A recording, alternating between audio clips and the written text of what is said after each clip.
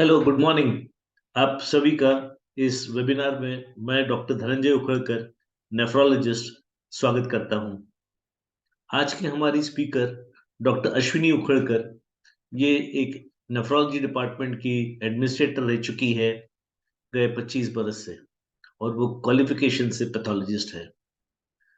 Doctor Ashwini एक qualified auditor है dialysis centre accreditation standards की, और अपने देश में जो ये डायलिसिस सेंटर एक्रेडिटेशन के स्टैंडर्ड्स बने, उनकी टेक्निकल कमिटी के ऊपर में एक सदस्य भी रह चुकी है। उन्होंने किताब handbook of dialysis for technicians में कुछ चैप्टर्स लिखे हुए हैं। वो एक फैकल्टी रह चुकी है सर्टिफिकेट कोर्स और डिप्लोमा कोर्स की डायलिसिस टेक्नीशियंस के लिए, और वो फाउंडर है नेफलर्न, भारत का सबसे पहला ऐप डायलिसिस टेक्नीशियंस के लिए उसकी। तो मैं स्वागत करता हूं डॉक्टर अश्विनी उखड़कर मैडम का, और मैं रिक्वेस्ट करता हूं उनको कि वो आज का सेशन चालू करें। Thank you sir.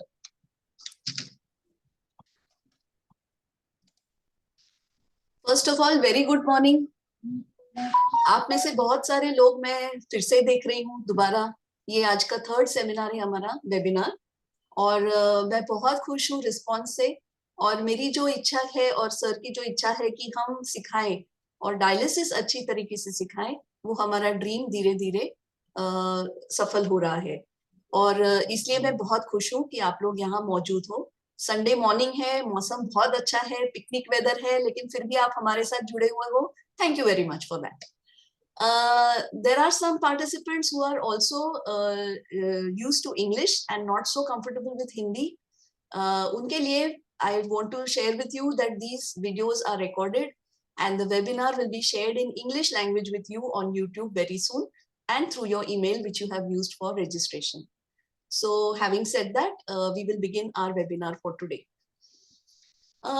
आज हम वैस्कुलर एक्सेस हैंडलिंग के बारे में बात करने वाले हैं, और हमारे सामने दो ऑब्जेक्टिव्स है लर्निंग के। पहला है कि हम कॉम्प्लिकेशंस को पहचानें और कैसे कम कर सकें, और दूसरा हम वैस्कुलर एक्सेस हैंडलिंग करते समय इन्फेक्शन और इतर अन्य जो कॉम्प्लिकेशंस है उन्हें कैसे प्रिवेंट कर सकें।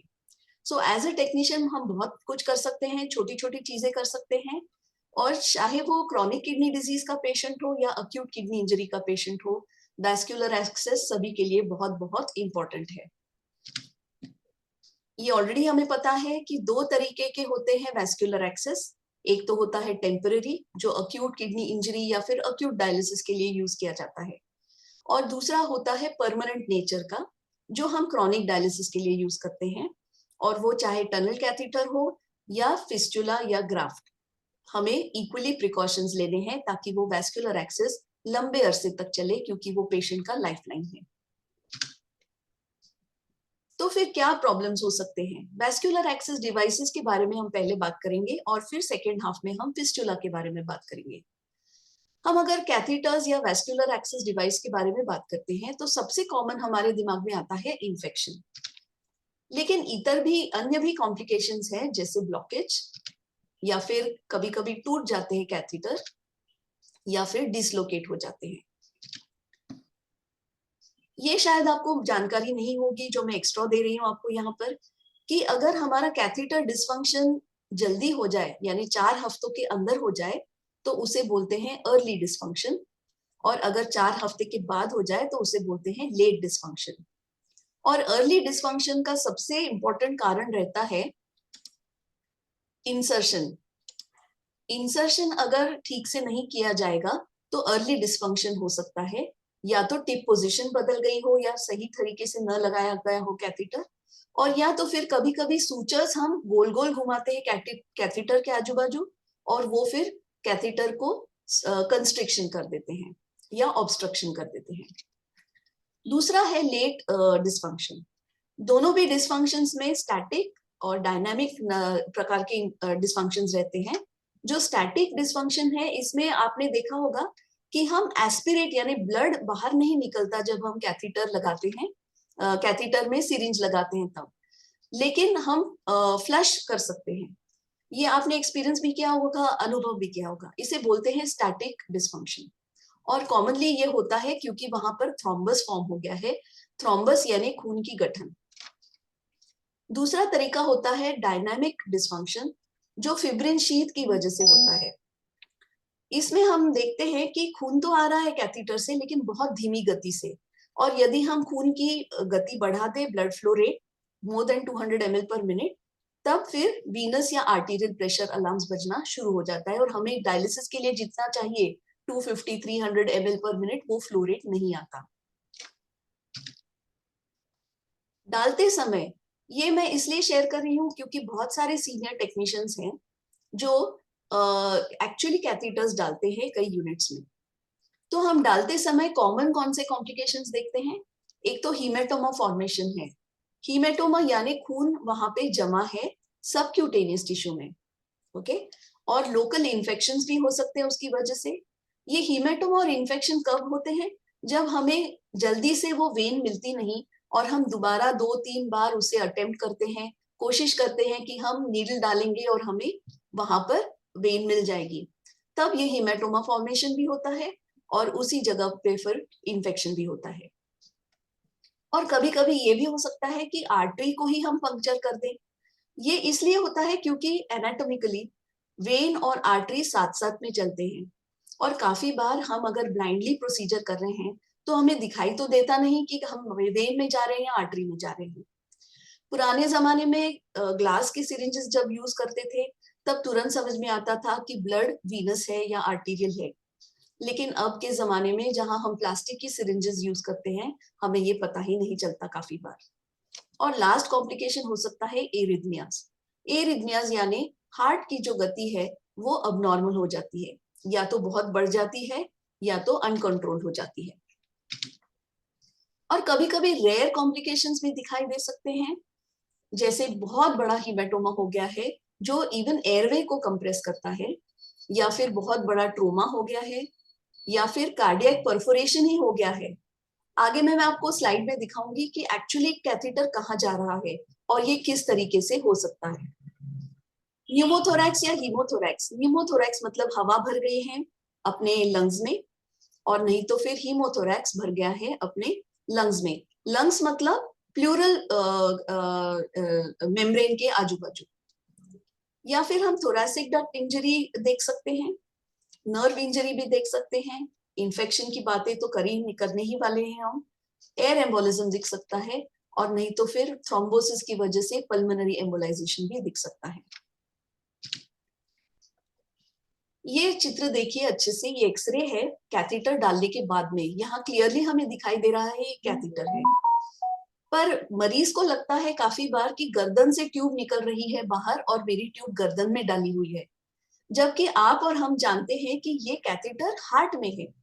ये राइट एट्रियम में है टिप, और ये सुपीरियर वीना कावा है। ये कैथेटर राइट साइड से डला हुआ है। कभी कभी अगर तकलीफ होती है तो हम लेफ्ट साइड से भी कैथेटर को डाल सकते हैं। और ऐसे ही डालते समय बहुत सारे कॉम्प्लिकेशंस हो सकते हैं, जैसे कैथेटर जैसे ही हार्ट में जाएगा तो वो हार्ट को स्टिमुलेट करेगा और सारे एरिथमियाज हो सकते हैं। या फिर हम वेन के बदले आर्टरी को ही पंक्चर कर देते हैं।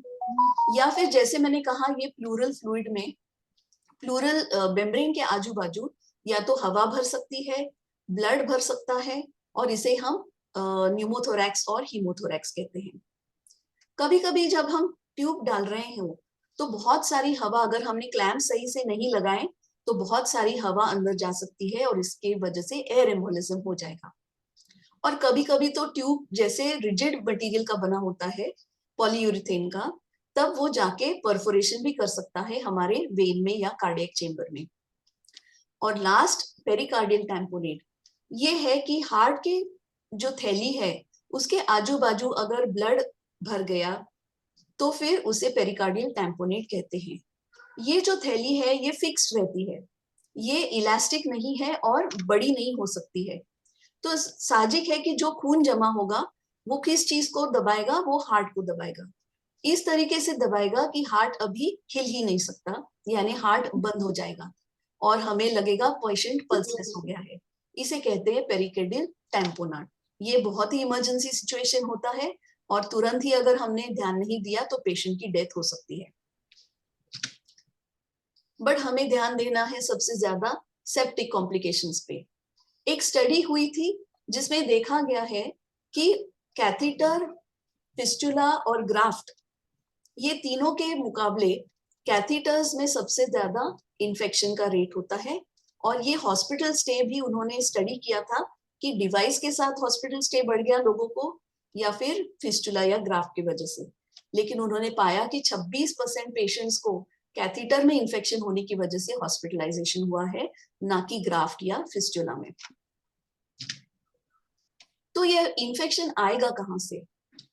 पैथोजेंस या ऑर्गेनिजम्स जो है वो कहाँ से आएंगे? सबसे पहला और कॉमन है हमारे चमड़ी से। और इसलिए हम कहते हैं कि स्किन प्रिपरेशन बहुत बहुत जरूरी है। चाहे वो फिस्टुला हो, हम फिस्टुला के बारे में पेशेंट से कहते हैं कि आप हाथ धोकर आइए, साबुन से हाथ धोकर आइए, ताकि हम नीडल लगाते समय स्किन के माइक्रो ऑर्गेनिजम्स या बैक्टीरिया है वो अंदर न जाने पाए। दूसरा, हम जब कैथीटर को हैंडल करते हैं तब भी हमको स्किन को अच्छे तरीके से प्रिपेयर करना है, अच्छे तरीके से क्लीन करना है। और इसलिए काफी बार जहां गॉस पीस ड्रेसिंग के लिए यूज किया जाता है कैथीटर्स में, उसे हर बार डायलिसिस के पहले, ना कि डायलिसिस के अंत में, डायलिसिस के पहले ही हमें ड्रेसिंग निकाल के स्किन को अच्छी तरीके से क्लीन करना है। ये बात प्लीज गौर से सुनिए, क्योंकि बहुत सारे यूनिट्स में मैंने देखा है कि हम कैथीटर को खुला कैसे रखेंगे, ये डाउट रहता है बहुत सारे लोगों के मन में। पर आप खुला रखेंगे नहीं, आप पहले स्किन प्रिपरेशन कर रहे हो और वो ज्यादा जरूरी है। खुला तो आप वैसे भी उसको ग्रीन क्लॉथ या फिर कोई तो लिनन से आप कवर कर सकते हैं, स्टेराइल, और फिर आपको डायलिसिस शुरू कर सकते हैं। तो ये स्किन प्रिपरेशन बहुत जरूरी है। दूसरा है, जहां हमने कैथीटर डला हुआ है वही साइड पे भी इंफेक्शन हो सकता है, या फिर हम जो डबल ल्यूमेन कैथेटर या फिर पर्मा कैथेटर के जो हब्स है उसमें से ऑर्गेनिजम्स आ सकते हैं, और फाइनली ब्लड से भी आ सकते हैं। और फिर ये कैसे इन्फेक्शन होगा? या तो वो कॉलोनाइजेशन होगा। कॉलोनाइजेशन का मतलब है, यहाँ पर 3 शब्द आपको याद रखने हैं: कॉलोनाइजेशन, कॉन्टैमिनेशन और इन्फेक्शन। कॉन्टैमिनेशन मतलब मैंने हाथ नहीं धोए हैं और अभी कैथीटर को हाथ लगाया है, तो मेरे हाथों के ऑर्गेनिजम्स कैथीटर पे आ गए हैं, यहां से वहां ट्रांसफर हुए हैं, दैट्स ऑल, इसे कॉन्टैमिनेशन कहते हैं। बट अभी मेरे चमड़ी के ही जो ऑर्गेनिजम्स है वो कैथीटर में धीरे धीरे धीरे धीरे अंदर जा रहे हैं और ग्रो हो रहे हैं, लेकिन मुझे तो कोई इन्फेक्शन के लक्षण नहीं दिखाई दे रहे हैं, इसे कहते हैं कॉलोनाइजेशन। और तीसरा है इन्फेक्शन, जिसमें जंतु अंदर भी गए हैं, ग्रो भी हुए हैं और मरीज को इन्फेक्शन के लक्षण भी हैं। आप में से कोई मुझे बता सकते हैं कि इन्फेक्शन के क्या लक्षण हैं जो कॉमनली हमें दिखाई देते हैं अगर कैथीटर इन्फेक्टेड हो गया तो? बताइए चैट में। ओके, तो हमें दिखाई देता है कि पेशेंट को अगर इन्फेक्शन हुआ तो उसे बुखार आना शुरू होता है, ठंड भर के डायलिसिस के वक्त ठंड लगती है, उसे कैथीटर के साइड पे रेडनेस, स्वेलिंग या फिर पस फॉर्मेशन होता है, और इस तरीके से हम पहचान पाएंगे कि पेशेंट को या मरीज को इन्फेक्शन हो रहा है। दूसरे तरह का इन्फेक्शन होता है सुपरफिशियल इन्फेक्शन ऑफ साइट, यानी एग्जिट साइट के आजू बाजू इन्फेक्शन है। इसमें भी 2 प्रकार के इन्फेक्शन है, जो प्योरली एग्जिट साइट पर है और एग्जिट के जहां इंसर्शन हुआ है उसके 2 सेंटीमीटर के अंदर ही इन्फेक्शन दिखाई दे रहा है।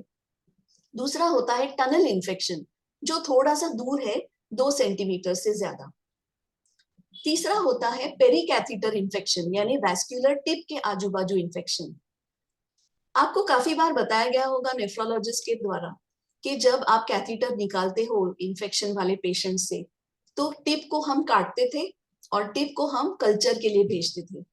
ये इसलिए टिप को कल्चर के लिए भेजा जाता है क्योंकि वैस्कुलर टिप का अगर इन्फेक्शन हो तो वो कंफर्म हो जाएगा।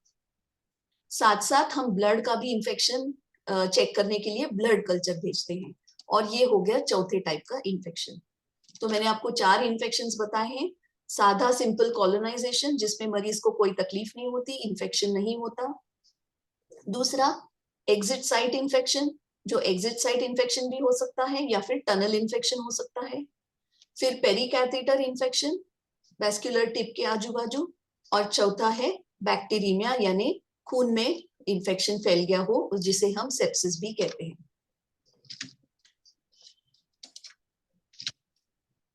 सो यही मैं दोहरा रही हूँ, सिस्टेमिक इन्फेक्शन और लोकल इन्फेक्शन।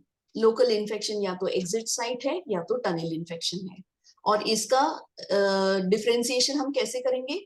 अगर विद इन 2 सेंटीमीटर्स है तो उसे एग्जिट साइट इन्फेक्शन कहते हैं, अगर 2 सेंटीमीटर से ज्यादा है तो उसे टनल इन्फेक्शन कहते हैं।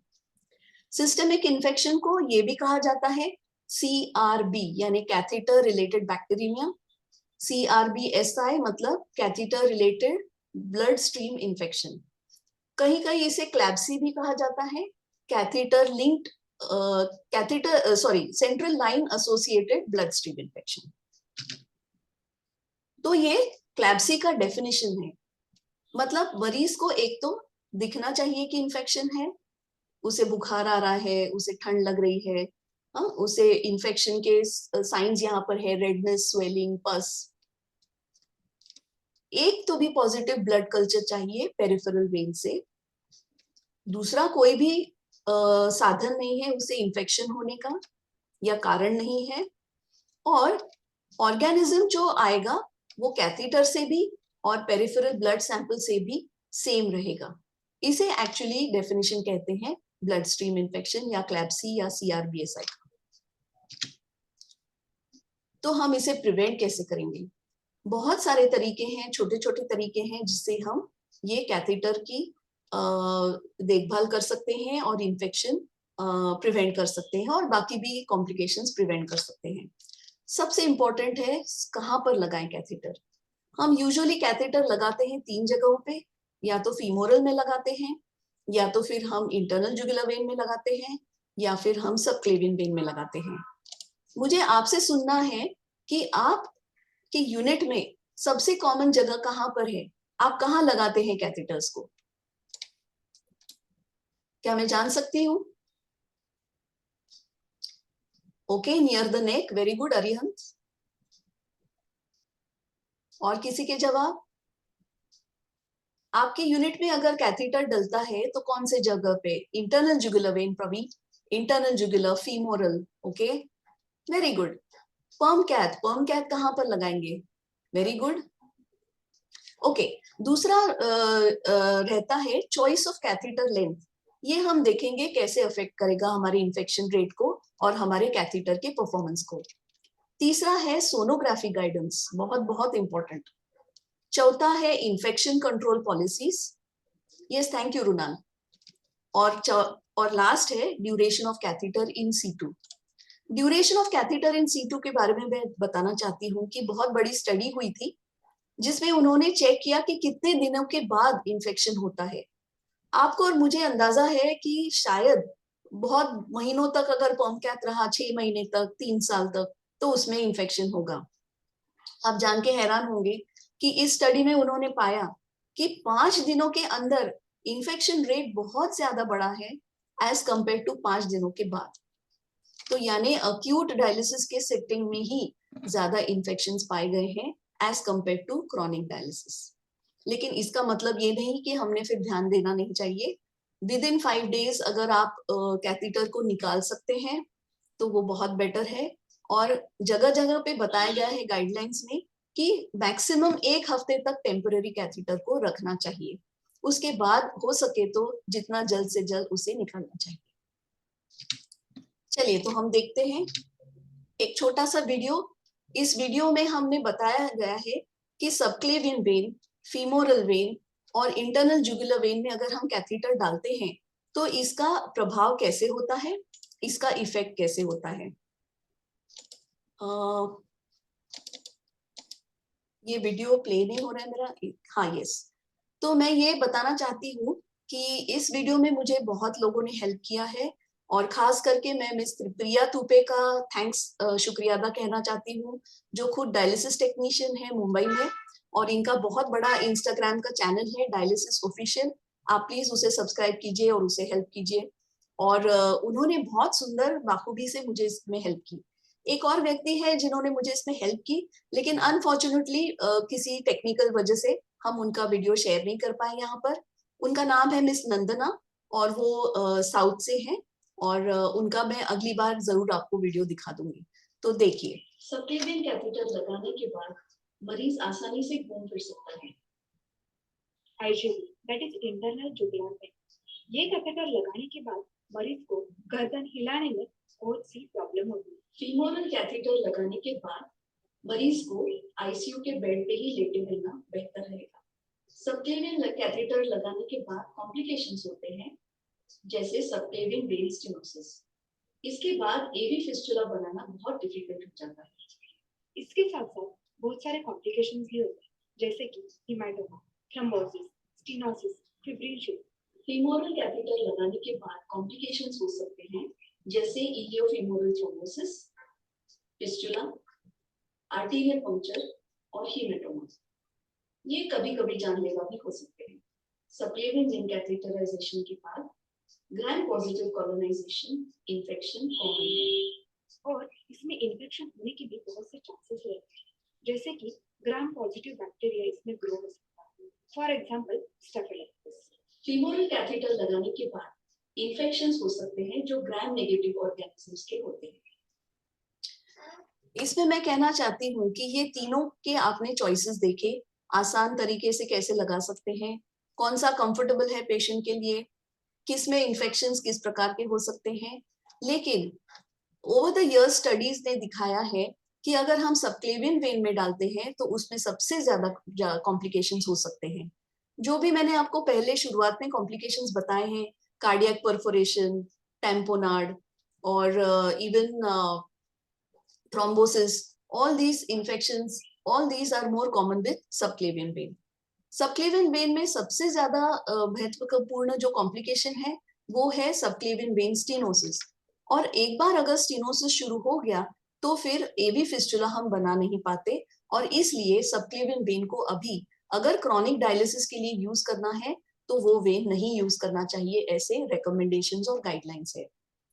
फीमोरल वेन के बारे में, उसमें इन्फेक्शन बहुत इजीली हो जाता है, ग्राम नेगेटिव इन्फेक्शन, और सेकेंडली पेशेंट को चलने घूमने फिरने में बहुत तकलीफ होती है।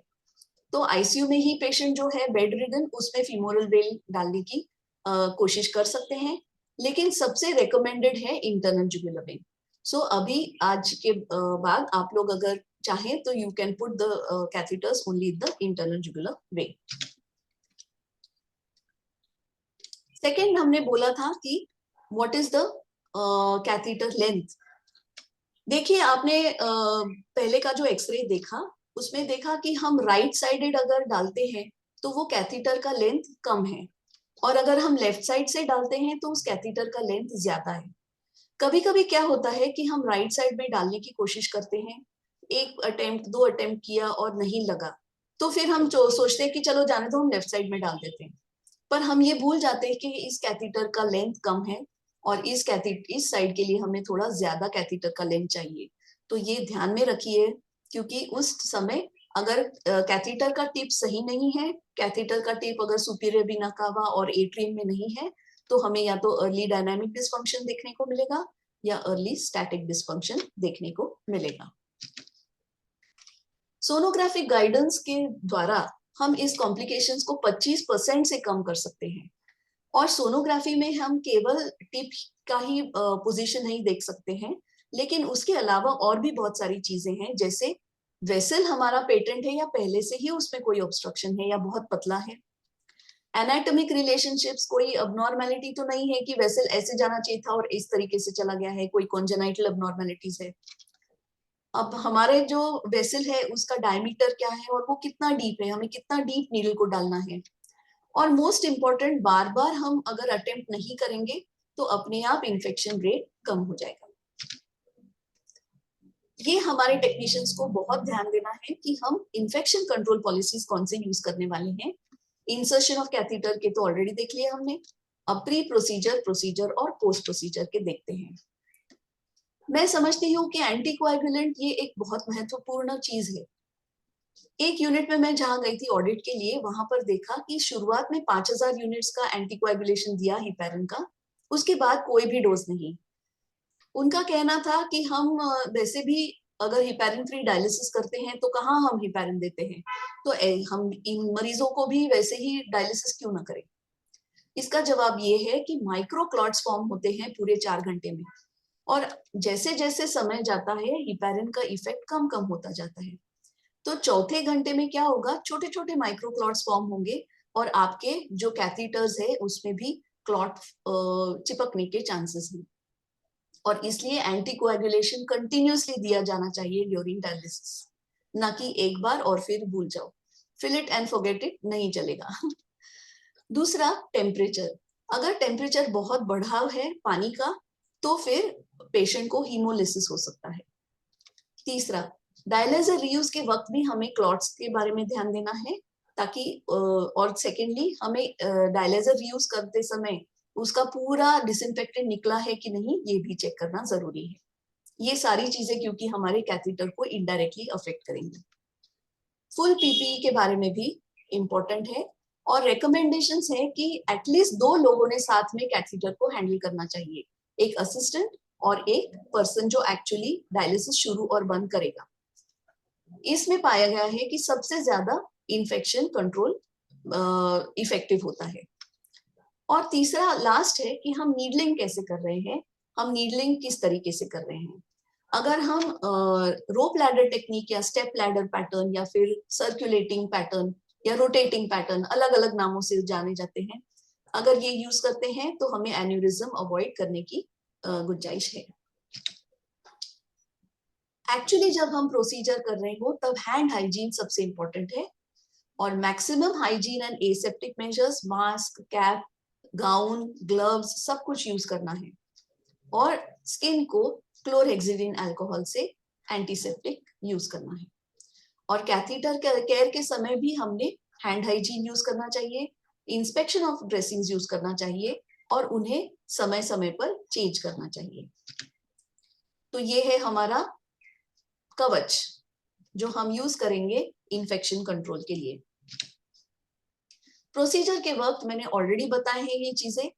इसमें रब एंड स्क्रब प्रोटोकॉल बहुत इंपॉर्टेंट है। ये क्या होता है, जो डायलिसिस कैथीटर का हब होता है उसे हमें अच्छे तरीके से गोल गोल घुमा करके गॉसपीस या बीटाडीन से अच्छे से तरीके से स्क्रब करना चाहिए।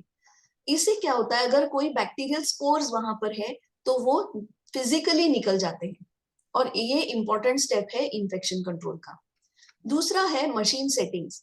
अगर मशीन के अलार्म बार बार बज रहे हैं तो आप जितनी बार हाथ लगाओगे टच स्क्रीन को और फिर आप कैथीटर को हाथ लगाओगे तो आपने पूरा कंटामिनेशन कर दिया है कैथीटर का। ओके, सेम मेडिकेशन देते समय भी आपको इन्फेक्शन कंट्रोल के बारे में ध्यान देना चाहिए। सबसे पहला, मल्टी डोज वाइल ना यूज करें, single dose while he use करने की कोशिश करें। अगर मल्टी डोज हिपैरिन वाइल है भी आपके पास तो एक ही मरीज के लिए एक ही वाइल यूज करना जरूरी है। आपको आश्चर्य होगा कि ये चीज भी हमने पकड़ी है डायलिसिस के ऑडिट्स में, कि सीनियर टेक्नीशियंस भी कहते हैं कि हम तो हिपैरिन सबके लिए यूज करते हैं। ये प्रोटोकॉल नहीं चलता है। ओके, ऑल्सो आप जब आईवी आयन देते हो या एरिथ्रोपोइटिन देते हो तब आपको इन्फेक्शन के बारे में, एयर एम्बोलिज्म के बारे में ध्यान देना चाहिए। सीडीसी बहुत सारे चेकलिस्ट और गाइडलाइंस लेकर हैं, और एक मैंने आपको सैंपल बोल के यहाँ दिया है कि आप हीमोडायलिसिस कैथीटर कनेक्शन करते समय ये चेकलिस्ट का यूज कर सकते हैं। चेकलिस्ट के बारे में 2 शब्द यहाँ कहना चाहती हूँ कि आपको लगेगा ये कितना सिंपल चेकलिस्ट है, ये तो हम सब करते ही हैं, परफॉर्म हाइजीन, हैंड हाइजीन तो करते ही हैं, न्यू क्लीन ग्लव्स तो पहनते ही हैं, क्लैम्प कैथीटर तो करते ही हैं। लेकिन चेकलिस्ट का साइंटिफिकली प्रूवन इफेक्ट है कि आप यदि चेकलिस्ट यूज करते हो तो आप कुछ भी नहीं भूलोगे। समय के साथ क्या होता है, इन 10 चीजों में से 1, 2, 3, 4, 5, 6, 7, 8, 9, इन 9 चीजों में से आप अगर समय के बाद देखोगे, कुछ समय के बाद, तो आप पाओगे कि 2 या 3 चीजें आप नहीं करते हो। आप अपने यूनिट में जाकर के इस चेकलिस्ट का उपयोग करके देखिए, एक स्मॉल ऑडिट करके देखिए कि 10 बार आपने डायलिसिस कैथीटर को हाथ लगाया है और कितनी बार ये 9 के 9 चीजें आपने एक्चुअली परफॉर्म किए हैं। और आपको ही आश्चर्य लगेगा कि अरे, इसमें से 2-3 चीजें तो हम रेगुलरली नहीं कर रहे हैं। तो ये मत सोचिए कि हम सब कुछ करते हैं और ये तो हो ही नहीं सकता कि इतना सिंपल चेकलिस्ट यूजफुल होगा। पोस्ट प्रोसीजर फिर से रब एंड स्क्रब प्रोटोकॉल। यहाँ मैं क्वेश्चन पूछना चाहती हूँ, अगर हमारे पास डायलिसिस का कैथेटर है तो हम कितने ml हिपैरिन उसमें डालेंगे? इसका जवाब मैं आपसे सुनना चाहती हूँ। How much ml should be insert for heparin lock? 2 ml, very good. और कोई? 2 ml, सब लोग 2 ml डाल रहे हैं, वेरी गुड। इसका सही जवाब है, कैथेटर पे प्रिंटेड होता है कि कितने ml है उस ल्यूमेन में, या तो वो 1.9 ml होगा या 2.2 ml होगा या 2.8 ml होगा, डिपेंड्स। आपके पास पर्माकैथ है या आपके पास ये साधा डबल ल्यूमेन कैथेटर है या ट्रिपल ल्यूमेन कैथेटर है। और ये सारी जानकारी आप अगर डिटेल में जानते हैं, चाहते हैं, तो हमारे ऐप में डायलिसिस टेक्निक्स फॉर बिगिनर्स के कोर्स में दिया गया है। आप में से कई लोगों ने एक्चुअली हमारे एमसीक्यूज भी सॉल्व किए हैं and I am very happy about that, क्योंकि एमसीक्यूज के द्वारा हम अपने आप को ही पूछते रहते हैं कि अरे क्या ये मुझे सही में आता है। अगर नहीं आता होगा तो ऑल द बेस्ट, हमारे कोर्सेज जरूर अप्लाई कीजिए। Let's go back. Flushing to remove all the blood, और क्लॉट सारे रिमूव करना चाहिए। अब आते हैं ड्रेसिंग पे, जो सबसे इंपॉर्टेंट है। ड्रेसिंग को कब रिप्लेस करना चाहिए, ये सबसे महत्वपूर्ण बात है। ड्रेसिंग अगर ट्रांसपेरेंट है, सेमी परमेबल है और सेल्फ एडहेसिव है, जैसे जैसे ये यूज करते हैं टेरुमो, तो उसमें सिर्फ वीकली या हफ्ते में एक बार भी आपने रिप्लेस किया तो ठीक है। यदि ड्रेसिंग ठीक है, बराबर चिपका हुआ है, मैल नहीं है उस पे कोई भी, और वो गीला नहीं हुआ है, तो ही आप उसको हफ्ते में एक बार बदलेंगे। लेकिन इनमें से कुछ भी अगर है कि वो गीला हो गया है, लूज हो गया है, अभी चिपका हुआ नहीं है, कई कोने से निकल रहा है, मैला हो गया है, इन्फ्लेमेशन दिख रहा है, तो आपको उसे तुरंत चेंज करना चाहिए। अगर आप सादा गॉस-पीस यूज करते हैं तो हर डायलिसिस के ट्रीटमेंट के वक्त उसे चेंज करना चाहिए, क्योंकि आपको दिखेगा ही नहीं अंदर में क्या चल रहा है। और इसी को मैं कह रही थी कि आपको हर डायलिसिस के पहले ही, शुरू करने से पहले ही आपको कैथेटर को इंस्पेक्ट करना है और देखना है। तो हम देखेंगे क्या? हम देखेंगे कि इसमें रेडनेस है, कोई पस है, दर्द है, कोई लालपना है, सूजन है, और सूचर्स कैसे हैं और पोजीशन कैसी है कैथेटर की। यदि कैथेटर आपको लगता है कि किंक हो गया, यानी मुड़ गया है, या फिर टूट गया है, या निकला हुआ है बाहर, तो आप क्या करोगे? आप रीइंसर्ट नहीं करोगे, ना ही आप कुछ उसमें डालोगे, पर आप तुरंत अपने नेफ्रोलॉजिस्ट से बात करेंगे, सीनियर टेक्नीशियन से बात करेंगे, और शायद अगर ब्रोकन कैथेटर है तो उसे शायद आपको एक्सरे निकाल के सर्जरी में जाके निकलवाना पड़ेगा। अगर सिर्फ निकला हुआ है, वापस मत डालिए उसे। क्यों? क्योंकि उसमें ऑलरेडी जंतु आ चुके हैं। आप अंदर डालोगे तो पूरा इंफेक्शन अंदर जाएगा, प्लस आपको तो पता नहीं अंदर क्या है, आप परफोरेशन कर सकते हो, तो आपको उसको वैसे के वैसे रहना है। एट बेस्ट आपको एक्चुअली उसको निकाल देना चाहिए। अब आते हैं हम फिस्टुला पे। फिस्टुला में अगर हम देखें तो सबसे इंपॉर्टेंट है उसे इंस्पेक्ट करना at least once a month, detailed inspection. Okay, इसमें हम क्या देखेंगे? सूजन के लिए देखेंगे, पल्स देखेंगे, थ्रिल और ब्रूई कैसा है देखेंगे, कोई कोलैटरल्स है क्या? कोलैटरल्स मतलब पैरेलल ब्लड वेसल्स बन गए हैं। ऑगमेंटेशन टेस्ट और आर्म एलिवेशन टेस्ट देखेंगे, ब्लीडिंग के लिए देखेंगे, नमनेस, फिंगर पेन और इन्फेक्शन के साइंस। ये चार्ट थोड़ा सा बड़ा दिख रहा है, थोड़ा सा डरावना दिख रहा होगा। इसमें मैं एक ही चीज आपको बताना चाहती हूँ कि पल्स देखना, थ्रिल देखना और ऑगमेंटेशन टेस्ट और आर्म एलिवेशन टेस्ट देखना है, और clinical features. Arm elevation test हमको बताता है कि कहाँ पे आउटफ्लो स्टेनोसिस है क्या। ओके, जैसे हम हाथ ऊपर करते हैं तो हाथ ऊपर करने के बाद जो ब्लड फ्लो है वो वापस जाना चाहिए टुवर्ड्स द हार्ट, यानी हमारा फिस्टुला फिर कोलैप्स होना चाहिए, राइट? लेकिन अगर कहीं पे भी आउटफ्लो ऑब्स्ट्रक्शन है तो वहां कोलैप्स नहीं होगा, फिर भी उसमें ब्लड वेसल्स में ब्लड रहेगा। सेम वे ऑगमेंटेशन टेस्ट है। कि आप अपने फिस्टुला को ओक्लूड कीजिए और फिर ओक्लूजन के बाद में उसका थ्रिल कम होता है या नहीं वो चेक करना है, और वो बताएगा आपको इनफ्लो ऑब्स्ट्रक्शन। फिस्टुला में कई तरह के कॉम्प्लिकेशंस हो सकते हैं, जैसे थ्रोम्बोसिस, स्टीनोसिस जो मैंने अभी आपको बताया, या फिर स्टील सिंड्रोम और एन्यूरिज्म। इन सब में फिर से हिपैरिन और एंटीकोएगुलेशन इंपॉर्टेंट है। सबसे इंपॉर्टेंट है आपने मंथली हीमोग्लोबिन चेक करना चाहिए। कभी कभी जब हीमोग्लोबिन बढ़ जाता है, किसी किसी मरीज में 13 ग्राम हो गया, तब उनको क्लॉटिंग के चांसेस ज्यादा है, थ्रोम्बोसिस फॉर्मेशन के चांसेस ज्यादा है। सेम वे अगर एरिथ्रोपोइटिन का डोज भी ज्यादा हो तो भी पेशेंट को थ्रोम्बोसिस हो सकता है, क्योंकि उसका हीमोग्लोबिन बढ़ जाएगा। ये है सेंट्रल वीनस स्टेनोसिस, और ये हम कैसे पहचानेंगे कि बहुत सूजन है और फेशियल स्वेलिंग भी है, और मेन थिंग जब आप नीडल निकालते हो उसके बाद भी बहुत देर तक खून बहते रहता है, और ये एक इंडिकेटर है, अर्ली इंडिकेटर है कि अंदर में वीनस स्टेनोसिस हो रहा है। ऑल्सो आप जब ट्रांसड्यूसर प्रोटेक्टर लगाते हो वीनस प्रेशर मॉनिटरिंग के लिए, तब आपको दिखेगा कि वीनस प्रेशर बढ़ा हुआ है। इसलिए वीनस प्रेशर मॉनिटरिंग बहुत बहुत जरूरी है।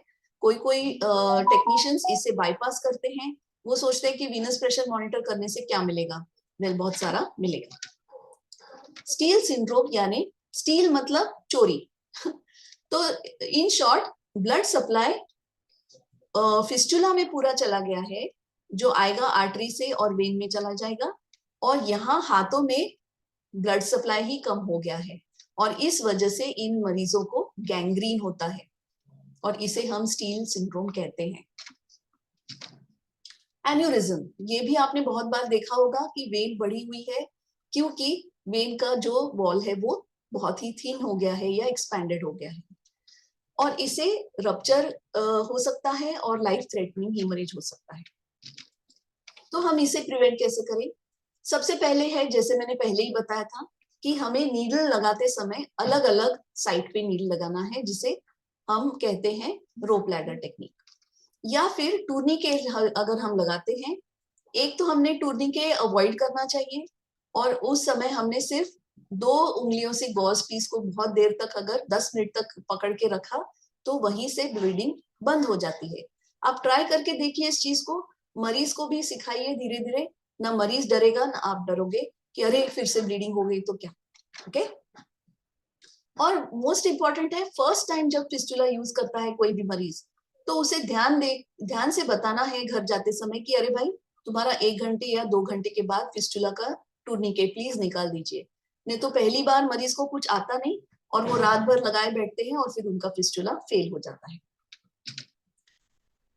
ये सब कॉम्प्लिकेशंस प्रिवेंट करने के लिए हमें करना चाहिए regular examination and reviews, monitoring of Venus and arterial pressures, and blood pressure को चेक करना है। Do you want to learn more about dialysis technique? Then go to Naflearn app on Google Play Store for more detail. Naflearn has more than 113 videos on various dialysis techniques. Test series on every topic with 24/7 live chat support on Naflearn. Naflearn provide live webinar for more demonstration and one-to-one mentor support if needed. Buy now, visit on Play Store to get the Naflearn app. आपके कुछ questions होंगे, answers होंगे, तो आप पूछ सकते हैं। अगर आपके कोई क्वेश्चंस नहीं है तो फिर आप एक काम कर सकते हैं, हमारे नेफलर्न ऐप में बहुत सारे एमसीक्यूज हैं, वैस्कुलर एक्सेस पे भी एमसीक्यूज हैं, एक पूरा सीरीज है जहाँ पे सिर्फ एमसीक्यूज है। आप अपनी नॉलेज टेस्ट कर सकते हो, जो नहीं आता है उसको और पढ़ सकते हो। डायलिसिस टेक्निक्स फॉर बिगिनर्स में ऑलरेडी हमारे पास बहुत सारे वीडियोस हैं, जैसे डायलिसिस शुरू कैसे करना चाहिए, बंद कैसे करना चाहिए, आइडियल मेथड्स, और वो सारी चीजें उनमें दी गई हैं, तो आप जरूर अप्लाई कीजिए। आई थिंक चैट बॉक्स में मुझे कुछ और क्वेश्चंस तो दिखाई नहीं दे रहे, तो मैं अनाउंसमेंट करना चाहती हूँ कि इसके बाद वाले जो वेबिनार्स हैं वो हम जनवरी में लेंगे, और उस समय हम एक नया कोर्स लॉन्च करने वाले हैं जो एडवांस डायलिसिस टेक्निक्स का रहेगा, और जो आरएमओस के लिए बहुत यूजफुल रहेगा और सीनियर डायलिसिस टेक्नीशियंस के लिए भी यूजफुल रहेगा, जो 3 साल के ऊपर के टेक्नीशियंस है वो। अगर आप 3 साल से कम हो एक्सपीरियंस में, तो आपने डायलिसिस टेक्निक्स फॉर बिगिनर्स देखना चाहिए, क्योंकि उसमें बहुत सारे वीडियोस दिए गए हैं। अगर आप जानते होंगे, एयरलाइन इंडस्ट्री में सबसे ज्यादा चेकलिस्ट यूज की जाती है, और किसी ने बोला भी है कि हर बार मैं फ्लाइट में बैठता हूँ तो एयर होस्टेस वही चीजें बताती हैं कि हमें सीट बेल्ट कैसे लगाना है, हमें ऑक्सीजन कैसे लगाना है, हमें कैसे ध्यान विंडो शेड्स को ऊपर रखना है। ये क्यों बताते हैं हर टाइम? यही 3 चीजें क्यों हर टाइम बताते हैं? यही है फंडा चेकलिस्ट का, और यही है फंडा रिविजन का। आप बार बार वही चीज दोहराएंगे तो आपको बिना बताए बिना पूछे वही आप करते जाओगे, और इसलिए आपको वीडियोस देखना जरूरी है जितने भी पॉसिबल है उतने, राइट। यहाँ से एक क्वेश्चन आई है, अगर पेशेंट को इकोस्प्रिन दिया है और ब्लीडिंग जल्दी नहीं बंद हो गई तो इसके लिए कुछ कर सकते हैं क्या? इसके लिए एक छोटा सा उपाय है कि इकोस्प्रिन तो आपको बंद करना मुश्किल है, आप नेफ्रोलॉजिस्ट या कार्डियोलॉजिस्ट को पूछे बिना वो इकोस्प्रिन बंद नहीं कर पाएंगे। सिर्फ मैन्युअल प्रेशर से ही बहुत बार ब्लीडिंग बंद होती है, और ये भी एक रीजन है कि हम सबक्लेवियन वेन को प्रिफर नहीं करते, क्योंकि वहां अगर ब्लीडिंग हुई तो वहां दबा कर रखना बहुत डिफिकल्ट है। इवन दूसरा एक चीज छोटा सा कर सकते हैं कि कोई कोई लोग एड्रेनालिन को डालते हैं गॉसपीस में और उसको लेकर के दबाते हैं। सिर्फ इतना है कि एड्रेनालिन ये एक वैजो कंस्ट्रिक्टर है, लेकिन बहुत स्मॉल वेसल्स को वैजो कंस्ट्रिक्शन करता है। आप कोशिश कर सकते हैं, लेकिन दी ओनली वे इज कि आपको दबा के रखना है, मैनुअल प्रेशर देना है। There is no other solution. Thank you Deepmala, thank you for that question. So I think how much ml should we insert in the heparin lock, ये भी आपने आंसर किया है सबने, और कॉमनली कौन से साइट में डालते हैं। आपके अगर और कोई क्वेश्चंस नहीं होंगे तो आज हम यही समाप्त करते हैं, और आप सबको मैं हैप्पी संडे विश करती हूँ। एंजॉय कीजिए, पढ़ाई कीजिए और हमारे ऐप को लाइक कीजिए। प्रिया कुछ सवाल पूछना चाहती है। Priya Tupe. Yes Priya. She was trying to connect to the audio. Okay Priya, आपका सवाल। प्रिया, आप चैट बॉक्स में लगा सकते हो आपका सवाल। एक तो मैं स्पेशल थैंक्स कहना चाहती हूँ प्रिया को, उन्होंने मुझे वीडियो में बहुत हेल्प किया और हमने बहुत एंजॉय किया साथ में। आप में से और भी कोई अगर पार्टिसिपेट करना चाहते हैं इन वेबिनार्स में अलग अलग तरीके से, मैं अगली बार सोच रही हूँ कि क्विज रखूंगी, कौन बनेगा dialysis technician master.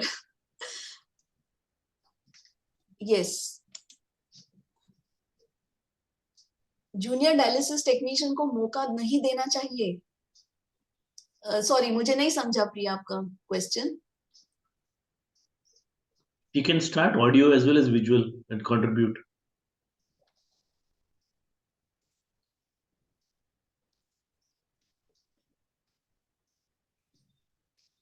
Okay, I think Priya is unable to communicate और मुझे समझ में नहीं आया question, but yes, junior technicians भी पार्टिसिपेट कर सकते हैं, और अगले वेबिनार के लिए जिसको भी इच्छा है कहीं से भी कुछ भी पार्टिसिपेशन करने की, तो मुझे जरूर भेजिए मैसेजेस, ऐप के द्वारा भेजिए।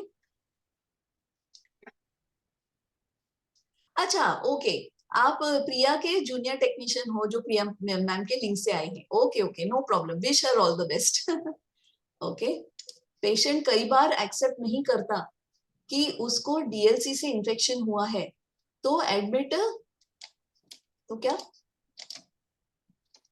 तो एडमिट भी पड़ सकता है, कर सकता है। यस, इसमें रोहिणी आपको कंसिस्टेंटली पेशेंट और रिलेटिव से बातें करनी चाहिए। डीएलसी मतलब डबल ल्यूमन कैथेटर, उसका शॉर्ट फॉर्म है, और मरीज को आपको डायलॉग में रखना है।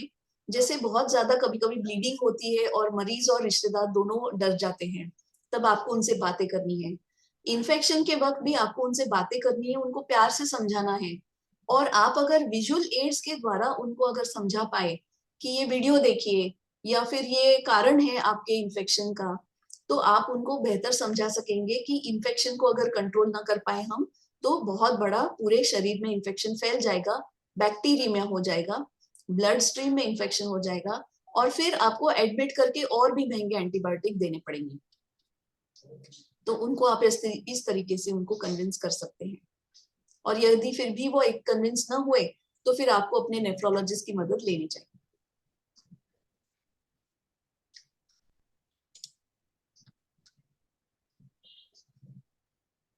ये रोहिणी, मैं समझ सकती हूँ, ये सभी का कंसर्न है।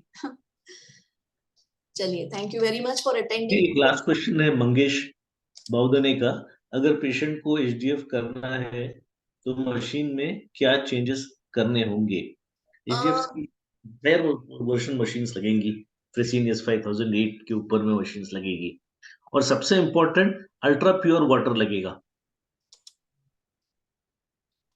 नेक्स्ट टॉपिक किस वेब है? आप बताइए आपको कौन सा टॉपिक चाहिए, हमने अभी तक डिसाइड नहीं किया है।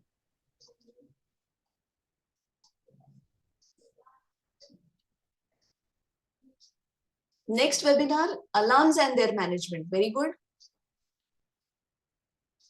Yes we can take that. हम ये भी ले सकते हैं कि मशीन के अलार्म्स कैसे होते हैं और उनका मैनेजमेंट कैसे किया जाए, और हम ये भी ले सकते हैं कि क्लिनिकल अलार्म्स कैसे होते हैं। तो अगर पोल लेना चाहे तो कौन से टॉपिक आप प्रिफर करोगे? क्लिनिकल अलार्म्स का प्रिफर करोगे, फिर क्लिनिकल मैनेजमेंट ऑफ पेशेंट की हाइपोटेंशन हुआ है, हाइपरटेंशन हुआ है, किस प्रकार से हम उसको हैंडल करें, एयर एम्बोलिज्म हुआ है, या फिर आप ये जानना चाहते हो कि मशीन में अलार्म्स बजेंगे तो किस तरीके से हैंडल करना चाहिए? क्लिनिकल अलार्म्स मोहम्मद अदनान को चाहिए, machine alarms dialyzer, cannulation techniques. Okay okay, so what we will do is we will decide one topic और हम जल्दी आपको अनाउंस करेंगे। और हो सके तो 24 दिसंबर को हम एक सेशन लेंगे, पर वो थोड़ा सा अलग सेशन होगा क्योंकि हॉलीडे मूड सबका होगा, सिर्फ पढ़ाई पढ़ाई पढ़ाई में, all work and no play makes Jack a dull boy. तो हम लोग थोड़ा सा अलग तरीके से एंजॉय करेंगे साथ में। 24 दिसंबर को राह देखिए, उस दिन हम जरूर कुछ ना कुछ फन एक्टिविटीज लेकर आएंगे। यस, क्विज भी कराएंगे, बहुत सारे फन एक्टिविटीज कराएंगे, और आप सब और हम मिलके एंजॉय करेंगे, क्योंकि डायलिसिस में खुद को रिलैक्स रखना भी जरूरी है, तभी हम अच्छे परफॉर्मेंस दे पाएंगे as a technician. So let's enjoy. 24 के लिए राह देखिए। ओके, चलो बाय बाय।